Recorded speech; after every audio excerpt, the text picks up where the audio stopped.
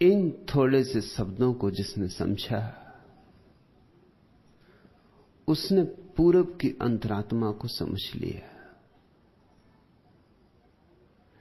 पश्चिम ने विज्ञान दिया है मनुष्य को, पूरब ने धर्म दिया है। और धर्म का सार अर्थ इन थोड़े से शब्दों में है, गुरु प्रताप साधकी संगति।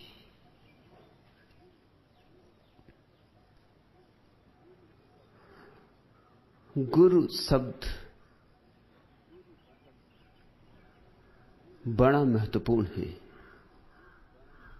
इसका अर्थ शिक्षक नहीं होता, न अध्यापक, न व्याख्याता। दुनिया की किसी भी भाषा में इस शब्द को रूपांतरित करने का उपाय नहीं। दुनिया की किसी भाषा में इसके समतुल्य कोई शब्द ही नहीं है, क्योंकि इसके समतुल्य कोई अनुभूति ही जगत के किसी और हिस्से में खोजी नहीं जा सकी।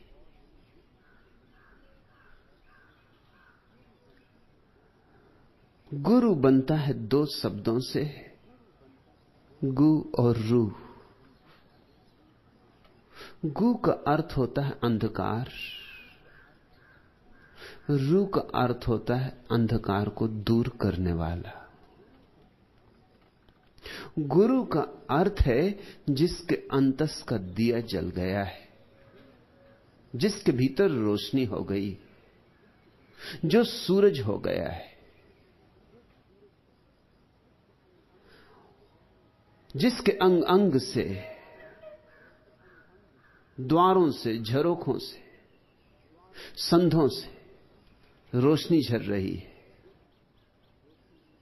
और जो भी उसके पास बैठेंगे नहा जाएंगे उस रोशनी में, उस प्रभामंडल से वे भी आंदोलित होंगे। जो स्वर गुरु के भीतर बजा है, उसकी चोट तुम्हारे हृदय की वीणा पर भी पड़ने लगेगी।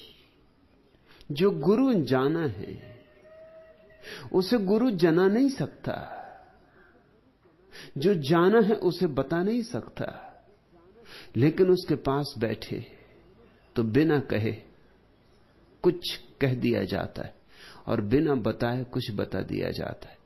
उसकी मौजूदगी, उसकी उपस्थिति तुम्हें तरंगायित कर देती।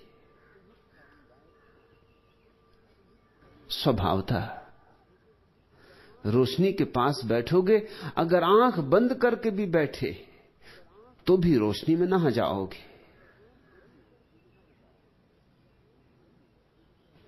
संगीत चाहे सुनाई भी ना पड़े तो भी तुम्हारे रोए रोए को स्पर्श करेगा। और सुगंध चाहे तुम्हारे नासापुट सक्रिय ना भी हो तो भी तुम्हारे नासापुटों तक आएगी, तुम्हारे फेफड़ों तक पहुंचेगी। और सुगंध तुम्हारे फेफड़ों तक पहुंच जाए तो नासापुट सक्रिय हो जाएंगे और रोशनी तुम्हारे रोए रोए को नहला दे तो आंखें खुल जाएंगी। सुबह देखा नहीं, चादर ओढ़े बिस्तर पे पड़े हो और सूरज उगने लगा है, दरवाजे बंद हैं, पर्दे पड़े हैं, और फिर भी पर्दों की संधों से उसकी रोशनी भीतर आने लगी और रोशनी तुम्हारी बंद आंखों पे पड़ने लगी। तत्क्षण कोई भीतर जाग जाता है, तत्क्षण कोई भीतर कहने लगता है सुबह हो गई, अब उठो। ठीक ऐसी ही घटना गुरु के सत्संग में घटती। तुम सोए पड़े हो, किसी का सूरज उग गया, उसकी रोशनी तुम्हारी बंद आंखों पर पड़ने लगी। आंखें बंद हो तो भी तो रोशनी बंद आंखों से थोड़ा ना बहुत प्रवेश कर जाती। और उसकी चोट तुम्हें आंखें खोलने को मजबूर कर देगी, विवश कर देगी। आंख खोलनी ही पड़ेगी, क्योंकि अंधेरा हमारा स्वभाव नहीं। अंधेरे में हम पड़े हैं, यह हमारी मजबूरी। अंधेरे में हम पड़े हैं क्योंकि प्रकाश से हमारी कोई अभी पहचान नहीं हुई। अंधेरे में हम पड़े हैं क्योंकि प्रकाश से हमारा कोई परिचय नहीं हुआ। लेकिन प्राणों के गहनतम में प्यास तो प्रकाश की है। तमसो मां ज्योतिर्गमे। कोई भीतर पुकार ही रहा है कि ले चलो, प्रकाश की तरफ ले चलो। अंधकार नहीं, आलोक। क्योंकि अंधकार अंधकार ही नहीं है, अंधकार मृत्यु भी है। और आलोक आलोक ही नहीं है, अमृत भी है। अस्तो मां सद्गमे।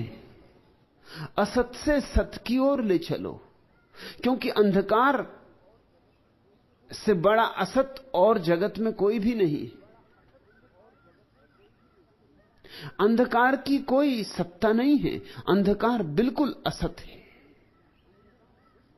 इसीलिए तो तुम अंधकार के साथ सीधा कुछ करना चाहो तो नहीं कर सकते। अंधकार को धक्के देकर निकाल नहीं सकते, है ही नहीं तो धक्का किसको दोगे? अंधकार को तलवारों से नहीं काट सकते, है ही नहीं, काटोगे किसको? अंधकार के साथ प्रत्यक्ष कुछ भी करने का उपाय नहीं है। अंधकार के साथ कुछ करना हो तो प्रकाश के साथ कुछ करना पड़ता है, क्योंकि प्रकाश है और अंधकार केवल प्रकाश का अभाव है, अनुपस्थिति। अगर अंधकार लाना हो तो प्रकाश बुझाओ, अगर अंधकार हटाना हो तो प्रकाश जलाओ। करना तो प्रकाश के साथ पड़ेगा कुछ। अंधकार बहुत है और फिर भी ना कुछ। अंधकार की कोई सत्ता नहीं, कोई अस्तित्व नहीं। अंधकार में कोई ठोसपन नहीं। अंधकार सिर्फ गैर मौजूदगी है, अभाव है, रिक्तता है, असत है। अस्तो मां सद्गमे। प्रकाश सत है। इसलिए सारे धर्मों ने परमात्मा को प्रकाश कहा है। सारे धर्मों ने जीवन की परम अनुभूति को प्रकाश की अनुभूति कहा है। और अंधकार अपने में नहीं है, हमारे अंधेपन में है, हमारे आंख बंद करने में है। नहीं तो प्रकाश से ही भरा है सारा अस्तित्व, क्योंकि सारा अस्तित्व परमात्मा में है। लेकिन मनुष्य की यह स्वतंत्रता है कि चाहे तो आंख खोले और देखे रोशनी को, और चाहे तो आंख बंद रखे और न देखे रोशनी को। मनुष्य की यह स्वतंत्रता है कि फूल खिले हों तो उन्मुख होकर खड़ा हो जाए या विमुख होकर खड़ा हो जाए, फूलों को देखे या न देखे पीठ कर ले। मनुष्य कि यह स्वतंत्रता उसका सौभाग्य भी है और उसका दुर्भाग्य भी। सौभाग्य क्योंकि ऐसी स्वतंत्रता किसी और प्राणी की नहीं, गरिमा है यह मनुष्य की। और दुर्भाग्य क्योंकि 100 में से 99 इस स्वतंत्रता का उपयोग आत्मघात के लिए करते।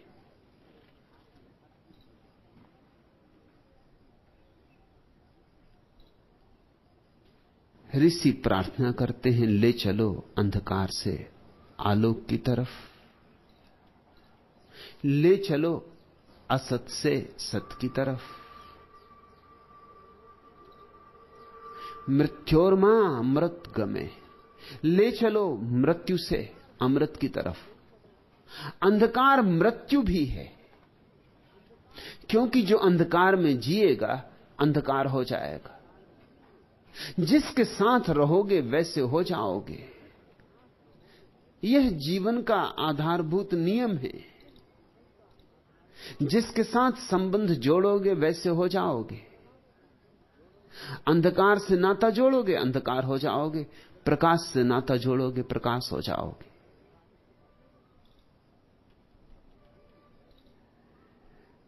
गुरु वह है जो अंधकार को अलग करे। इसलिए गुरु का अर्थ शिक्षक नहीं होता, इसलिए गुरु का अर्थ अध्यापक नहीं होता, व्याख्याता नहीं होता, आचार्य नहीं होता। गुरु जैसा कोई और दूसरा शब्द ही नहीं, उसका कोई पर्यायवाची नहीं। गुरु शब्द अनूठा है। गुरु को केवल वे ही खोज सकते हैं जिनके भीतर प्रकाश की खोज पैदा हो गई और जिनको जीवन मृत्यु से घिरा हुआ दिखाई पड़ा है और जो अमृत की तलाश में निकल पड़े और जिन्हें यह दिखाई पड़ा है कि यहां सब सपना है, असत्य है, और जिनके भीतर सत्य को जानने की अदम्य अभिलाषा जगी, जिनके भीतर सत्य को पीने की अभीप्सा का जन्म हुआ है, वे ही लोग गुरु को खोज पाते। ऐसे व्यक्ति का नाम ही शिष्य है। फिर याद दिला दें, शिष्य का अर्थ विद्यार्थी नहीं होता। विद्यार्थी हो तो शिक्षक मिलेगा, इससे ज्यादा तुम्हारी पात्रता नहीं। अगर शिष्य हो तो गुरु मिल सकेगा। शिष्य का अर्थ है जो अपना शीश चढ़ा देने को राजी है, जो सब दांव पे लगा देने को राजी है। विद्यार्थी ज्ञान की तलाश करता है, शिष्य अनुभव की। कुछ चीजें हैं जिनका केवल अनुभव ही हो सकता है और वे ही चीजें मूल्यवान हैं। बहुत चीजें हैं जिनका ज्ञान हो सकता है, वे सब बाजारू हैं, उनका कोई मूल्य नहीं। भूगोल है, इतिहास है और हजारों शास्त्र हैं, उनका ज्ञान हो सकता है। लेकिन प्रेम, प्रार्थना, परमात्मा, जीवन, मृत्यु, इनका तो अनुभव ही हो सकता है। जॉर्ज गुरजीएफ इस सदी का एक बड़ा सद्गुरु अनेक बार एक छोटी सी कहानी कहा करता था। जब भी कोई नया व्यक्ति उसके पास आता था तो वो कहता था, विद्यार्थी की तरह आए हो कि शिष्य की तरह, क्योंकि फिर वैसा ही व्यवहार हो, क्योंकि फिर वैसा ही स्वागत हो। विद्यार्थी की तरह आए हो तो कूड़ा करकट ज्ञान का तुम्हें संभाल दूं और भागो, अपने रास्ते लगो। शिष्य की तरह आए हो तो अपने प्राण तुम्हें सौंपूं, अपनी आत्मा तुम्हें दे दूं, तो उंडेल दूं अपने को तुम्हारे पात्र में। और वो कहता था, एक बार ऐसा हुआ कि एक विद्यार्थी भूल से ईश्वर के पास पहुंच गया। ईश्वर ने कहा, मांग ले एक वरदान। अब तू आ ही गया तो खाली हाथ जाना उचित नहीं। विद्यार्थी के भीतर हजारों प्रश्न उठे। ईश्वर ने देखा होगा उसकी खोपड़ी प्रश्नों से भर गई, झंझावात प्रश्नों के। ईश्वर ने उसे सलाह दी कि देख, ऐसी बात पूछना जिसका उत्तर होता हो, ऐसी बात मत पूछना जिसका उत्तर ना होता हो और केवल अनुभव होता हो। उसने बहुत खोजा और फिर उसने पूछा कि एक ही प्रश्न पूछ सकता हूं तो मैं ये पूछना चाहता हूं, मृत्यु क्या है? उसने इतना पूछा ही था कि ईश्वर ने उठाई तलवार और उसकी गर्दन काट दी, क्योंकि मृत्यु का तो सिर्फ अनुभव ही हो सकता है, उसका कोई उत्तर नहीं हो सकता। गुरजीएफ अपने शिष्यों को कहता था, सोच लेना,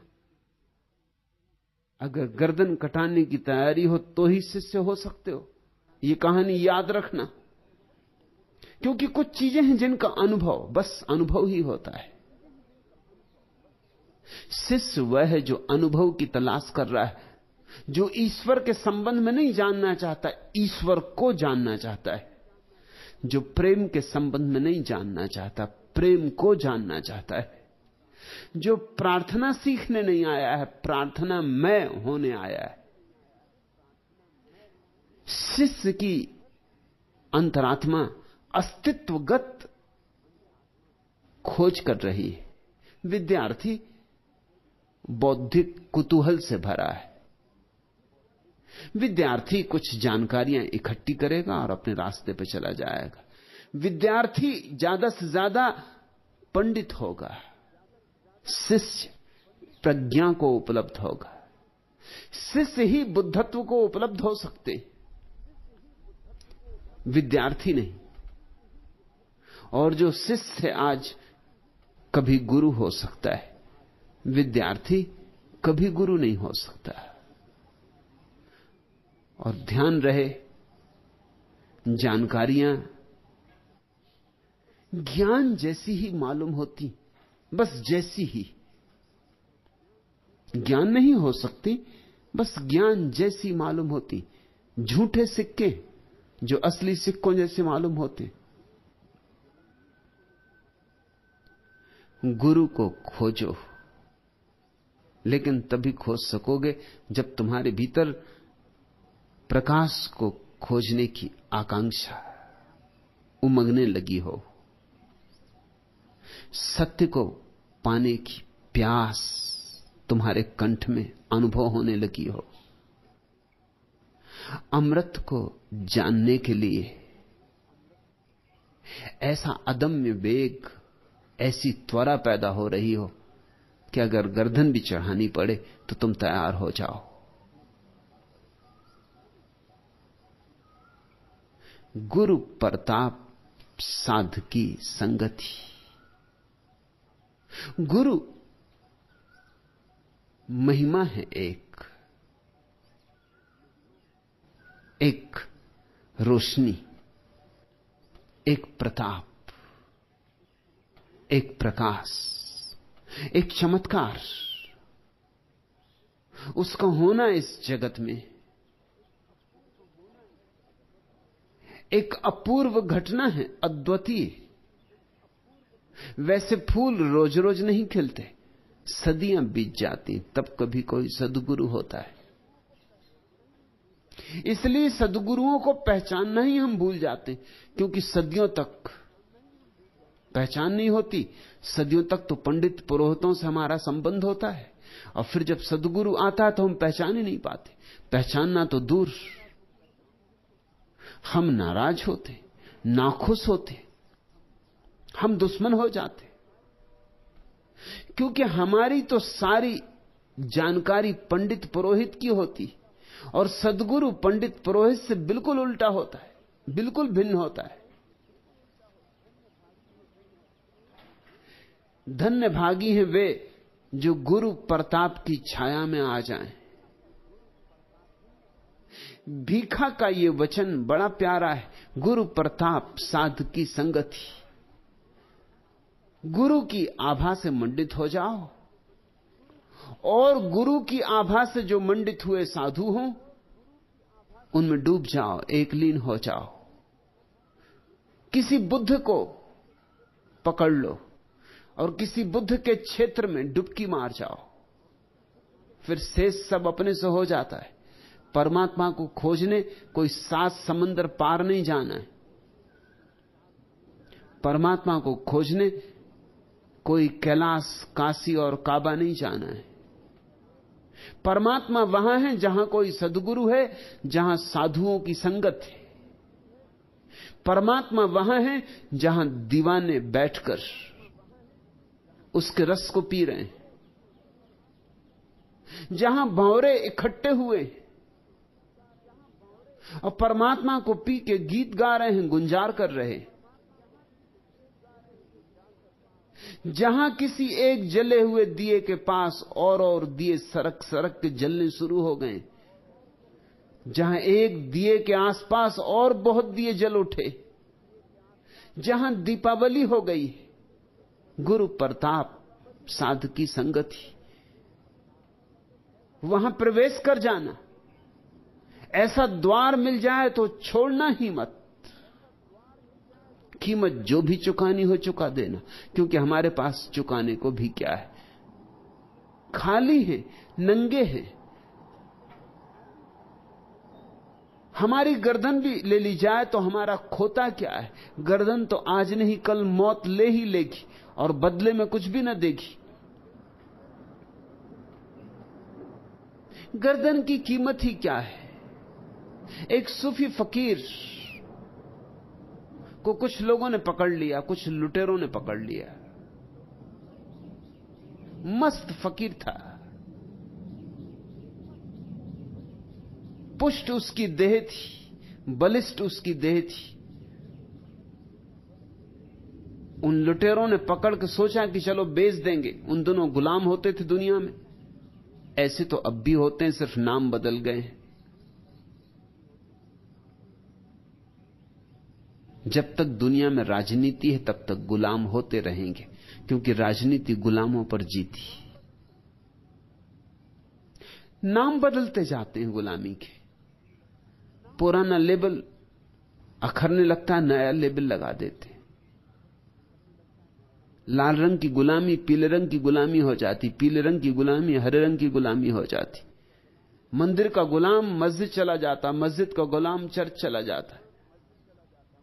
बस गुलामी चलती रहती। एक कारागृह से दूसरे कारागृह में लोग उतरते जाते और इसको सोचते हैं स्वतंत्रता, क्रांति। गुलामी तो सदा रही, पर उस दिन बहुत प्रकट थी, उन दिनों बहुत प्रकट थी। लोग बाजारों में बिकते थे जैसे सामान बिकता है। बिकते तो अब भी हैं, लेकिन जरा परोक्ष। आदमी जरा होशियार हो गया है, सीधे सीधे नहीं खरीदता। बाजार में टिकटी पे खड़े होकर दाम नहीं लगाए जाते। दाम तो अब भी हैं आदमियों के, और छोटों के नहीं, बड़े बड़ों के भी दाम है। कोई 1000 में बिकता है, कोई 10,000 में बिकता है, कोई लाख में बिकता है, कोई 10 लाख में बिकता है। बिक्री तो हो ही रही, लेकिन अब बिक्री बाजार में नहीं होती। नीलामी बहुत जाहिर नहीं होती, इसका विज्ञापन नहीं होता, ये सब चुपचाप होता है। गणित अब जरा घूम फिर के बैठता है, सीधा नहीं। उन दिनों सीधी सीधी गुलामी थी। सोचा बेच लेंगे फकीर को, मस्त आदमी है, दाम भी ज्यादा मिल जाएंगे। चले लेकर उसे, उसके हाथों में जंजीरें बांधते तो उसने कहा, नाहक मेहनत करते हो, मैं अपनी मर्जी से चल रहा हूं, तुम क्यों जंजीरें बांधते हो? जंजीरें बांधने की कोई जरूरत नहीं, जहां कहो वहां चलूं, क्योंकि मैंने तो अपने को उस पर छोड़ दिया है, वो जहां ले जाए। अब तुम्हारे हाथ में डाल दिया तो उसकी मर्जी होगी। थोड़े लुटेरे झेपे तो संकोच भी खाए, आखिर आदमी थे। आखिर बुरा से बुरा आदमी भी तो आदमी ही होता है। आदमियत बिल्कुल तो किसी में कभी मर नहीं जाती, कहीं ना कहीं तो बीज दबा ही पड़ा होता है। और इस आदमी ने कहा, इतना तो भरोसा करो, भाग नहीं जाऊंगा, मैं तो उस पर छोड़ चुका हूं, अब जो उसकी मर्जी। चल पड़ा साथ। रास्ते में एक धनपति गुजरता था, उसने अपनी डोली रुकवाई और कहा कि मामला क्या है, क्या इस आदमी को बेचना है? ₹1,00,000 देने को मैं तैयार हूं। लार टपक गई उन लुटेरों के मुंह से, तो लाख की तो सोची भी ना थी। सोचते थे 10-5 हजार मिल गए तो बहुत, एकदम बेचने को तैयार हो गए, लालायत हो गए। उस फकीर ने कहा, ठहरो, तुम्हें मेरी कीमत का पता नहीं, जरा रुको, जल्दी मत करो, अभी और भी ग्राहक आएंगे। जब ठीक ठीक कीमत लगेगी तब मैं तुम्हें कह दूंगा कि ये रही ठीक कीमत, अब बेच दो।